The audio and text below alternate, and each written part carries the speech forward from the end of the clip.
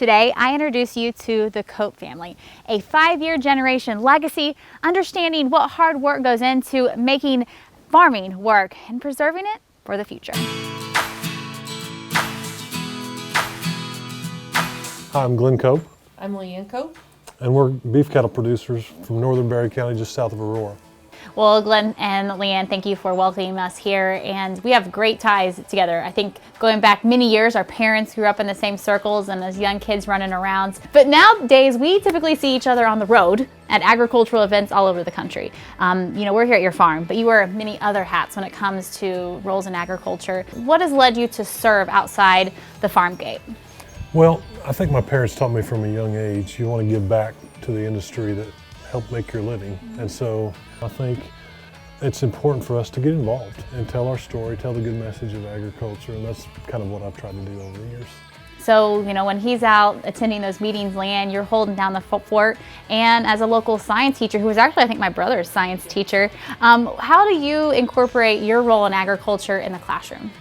Agriculture, I teach biology, and agriculture is a great way to give that hands-on example of those biological concepts in the world surrounding my kids. So I am always giving them examples about what they might see when they're driving down the highway in the fields, or how it affects like their food and things like that. So it just gives me a great toolbox to help explain those concepts. When it comes to having the conversation, whether it's with your kids in the classroom or at a meeting or events, you're a spokesperson. So how do you answer those questions and those challenging questions when it comes to where their food comes from? The average American is 4 generations removed from the farm, so there's not a lot of knowledge base there for what it is that we do every day. And I think it's important that we explain how food is produced, what it takes to produce food.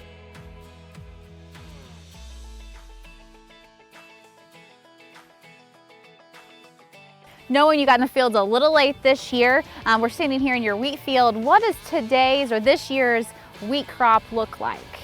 Well, Jamie, as you can tell here, typically on wheat, we want to try to get it before this head emerges from the stem. Well, obviously we've had so much rain, it's been so cool, we've been late getting to it, so it's getting more mature. We're starting to see the bottom of this stem starting to turn a little bit yellow. And so we know that it's getting a little too mature. The nutrients, the quality of that won't be quite as good as it could have been if we'd have gotten to it about 20 days ago. But still yet, it'll be pretty good hay. We'll probably wrap it, and so we'll make haylage out of it, and it'll ferment in sile, and the cattle love it. You mentioned wrapping, and that's when you're actually wrapping the bales in plastic, creating that fermentation process. What does that do to the grass and the quality? Well, what we're doing essentially is we're taking away the oxygen from the hay, and it will ensile. So it's kind of like a fermentation process, and it sweetens the grass. It breaks down those fibers that's in the tissues of the grass, and it makes it really palatable for the cattle. They love it. They do good on it, and when you unroll it, there's a lot less waste because they like it so much, and cattle do really good on it. In fact, when I cut into it, sometimes it almost smells so good, I want to eat it myself. And the girls come running, right? That's right.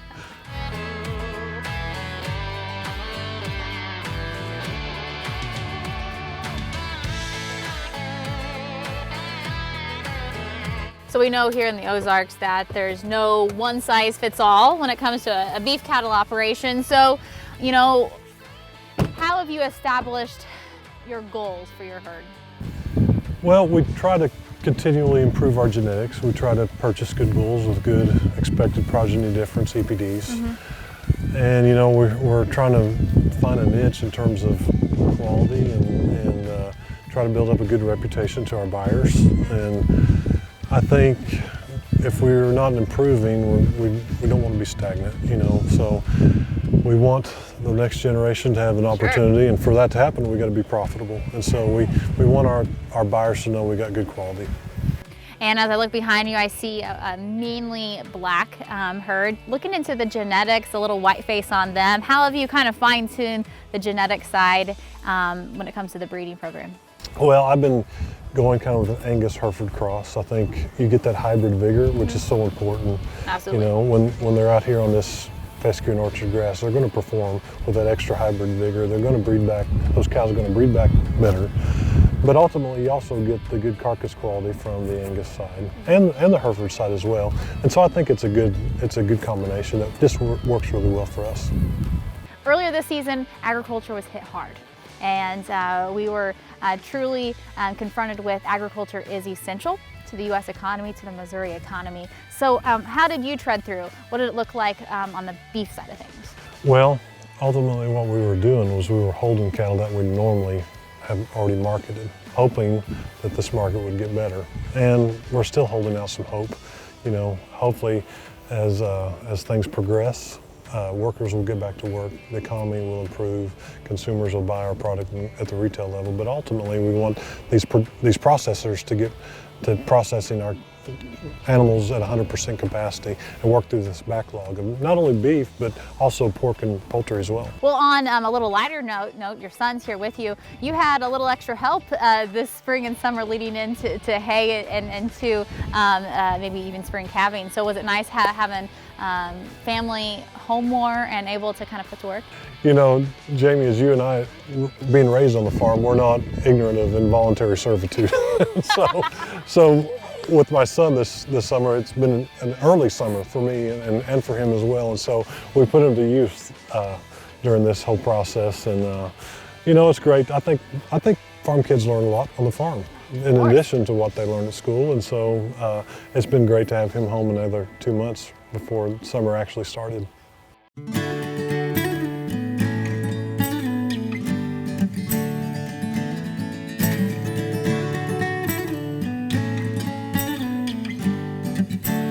Well, we established that Glenn and his brother are the 4th generation. So you're the 3rd generation, and this is the home place. So tell me about your parents and grandparents who kind of made all this happen for you all.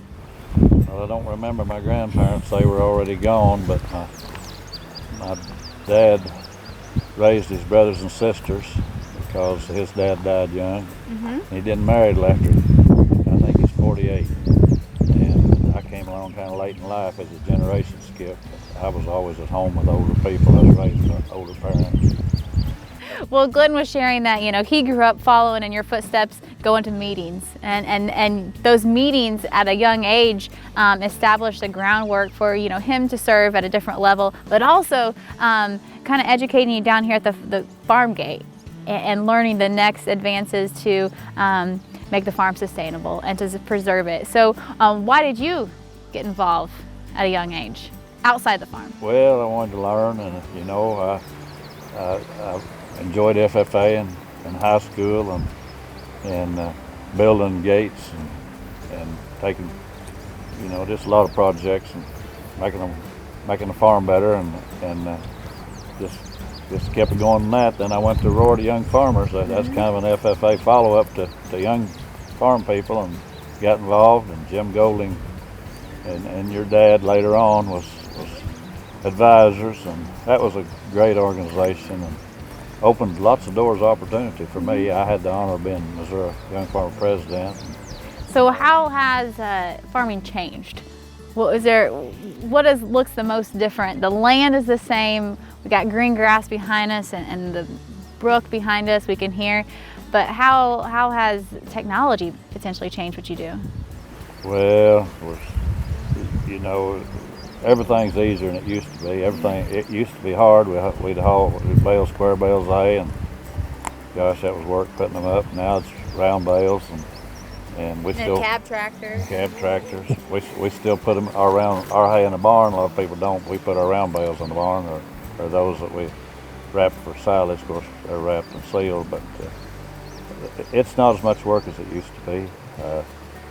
You know, you still enjoy it? Oh, I love the industry. I love the cattle industry. I love farming.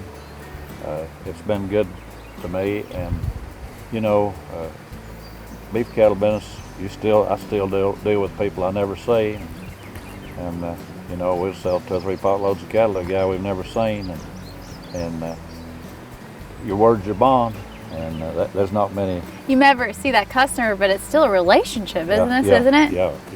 Absolutely. It's not many relationships like that left, you know, when you deal with somebody you sell them cattle, and you know they're going to pay you, or you trust that they will, and they always do. Or always have me. I mean, they don't, not all of them, but it's a great industry. I love the ag industry. I love the ag people.